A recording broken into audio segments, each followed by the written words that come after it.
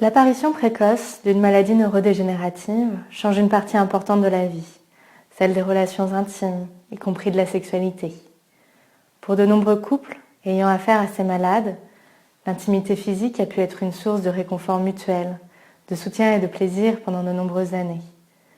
Lorsque des difficultés sexuelles surgissent, il est important de se rappeler qu'il n'y a pas qu'une seule façon ou une façon normale de traiter ces questions très personnelles.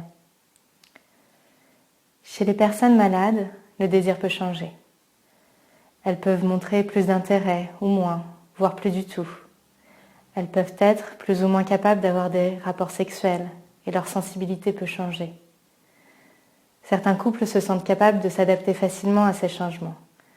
Mais parfois cela peut aussi faire ressurgir divers sentiments, comme de l'ennui, de la colère, de l'embarras, de la frustration ou un sentiment de perte.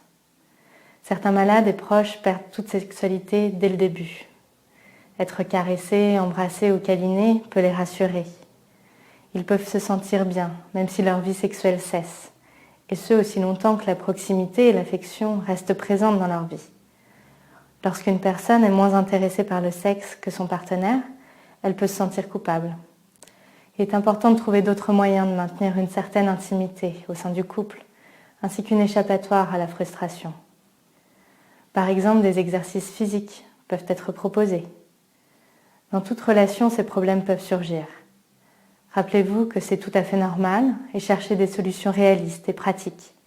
N'hésitez pas à en parler autour de vous, auprès de proches ou au sein des groupes de parole. Parfois, le désir sexuel peut être confondu avec un besoin de proximité, de tendresse, de sécurité, de chaleur ou le besoin de se sentir spécial pour l'autre personne. Certaines personnes affirment que si ces besoins sont satisfaits, le désir est réduit. Par exemple, les amitiés platoniques peuvent aider à répondre aux besoins d'intimité émotionnelle. Les thérapies comme le massage, la réflexologie impliquant un contact physique peuvent être très relaxantes. Enfin, les proches peuvent avoir des besoins d'intimité physique et émotionnelle qui ne sont pas comblés par le malade. Certains peuvent chercher à satisfaire leurs besoins en dehors de la relation.